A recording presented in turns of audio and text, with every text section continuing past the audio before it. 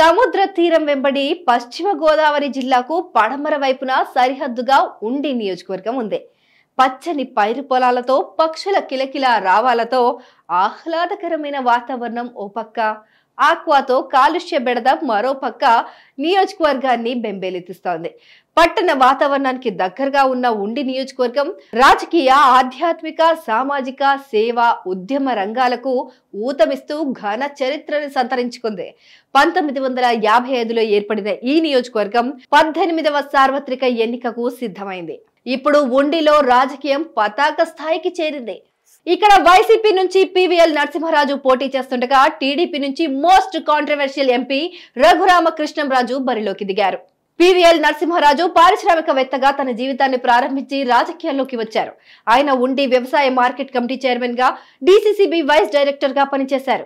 PVL 1995 నుంచి ప్రస్తుతం ఎంటగండి cooperative society chairman గా పనిచేస్తున్నారు. పివిఎల్ నరసింహరాజు వైఎస్ఆర్ కాంగ్రెస్ పార్టీ ద్వారా రాజకీయాల్లోకి వచ్చి ఉండి నియోజకవర్గ కన్వీనర్ గా పనిచేస్తూ 2019లో జరిగిన అసెంబ్లీ ఎన్నికల్లో ఉండి నియోజకవర్గం నుంచి వైసీపీ అభ్యర్థిగా పోటీ చేసి ఓటమి పాలయ్యారు. ఆయన ప్రస్తుతం పశ్చిమ గోదావరి జిల్లా సహకార సెంట్రల్ బ్యాంక్ చైర్మన్ గా విధులు నిర్వహిస్తున్నారు.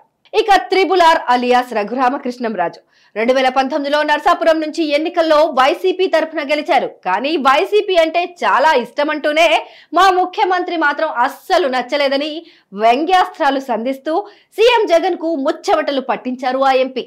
జగన్ ప్రజల కోసం ఆలోచించట్లేదని నవ్వుతూనే నరికేసే కన్నింగ్ మ్యాన్ అంటూ చాలా సందర్భాల్లో ఆయన చెప్పుకొచ్చారు. ప్రజాసేవ చేయాలని వచ్చిన తమకు కనీస గౌరవం దక్కట్లేదని దుమ్మెత్తిపోశారు.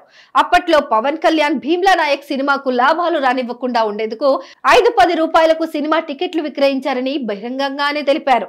అంత పర్సనల్ గడ్జ్ పెట్టుకునే వ్యక్తి ముఖ్యమంత్రిగా పనికి రారని ఆయన చేసిన వ్యాఖ్యలు ప్రజలకు త్రిబుల్-ఆర్ ను మరింత చేరువ చేశాయి. తమ పార్టీ నచ్చకపోతే రాజీనామా చేసి వెళ్లమని వైసీపీ వాళ్ళు ఎంత చెప్పినా అదే పార్టీలో కొనసాగుతూ ఆ పార్టీ అధినేత విధానాలను ఎండగడుతూ దేశవ్యాప్తంగా చర్చనీయాంశమయ్యారు. ఒకానొక సందర్భంలో జగన్ ప్రభుత్వానికి వ్యతిరేకంగా వ్యాఖ్యలు చేసినందుకు జైలు పాలు కూడా అయ్యారు. 3rd డిగ్రీ కూడా అనుభవించారు. కానీ పార్టీని తిట్టడం మాత్రం మానలేదు. పార్లమెంట్ లోనూ తన గలం వినిపించడంలో ఏ మాత్రం వెనకాడలేదు త్రిపుల్-ఆర్. అయితే ఎట్టకేలకు తనకు నచ్చని అధినేత ఉన్న పార్టీ నుంచి ఆయన తాజాగా బయటికి వచ్చి టీడీపీలో చేరారు. ఉండి నుంచి ఎమ్మెల్యేగా బరిలో నిలిచారు. వైసీపీ అరాచకాలను అతి దగ్గరగా చూసిన వాడిని నేనేనని, వాటిని అంతం చేస్తానని నినాదంతో ప్రచారంలో దూసుకుపోతున్నారు. చూడాలి మరి ఉండి ప్రజలు ఈసారి ఎవరికి ఓటేస్తారో. అధికారం కట్టబెట్టేది శాసించడానికి కాదు, పాలించడానికి. 5 ఏళ్లకు ఒక్కసారి చేతికొచ్చే ఆయుధం అసమర్థుని ఆదుకోవడానికి కాదు, దమ్మున్న నేతని ఎన్నుకోవడానికి.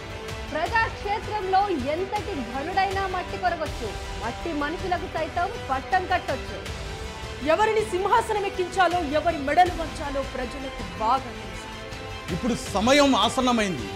ఈసారి ఎన్నికల్లో ఏ పార్టీ సామర్థ్యం ఎంత, ఏ నియోజకవర్గంలో ఎవరి బలగం ఎంత, ప్రతి నియోజకవర్గంలో ఒక్కో నేత సత్తా ఎంత, గతంలో చేస్తానని చెప్పిందెంత, చేసిందెంత, చెయ్యబోయేదెంత, సూటిగా సుత్తి లేకుండా చెప్పడానికి మేము రెడీ.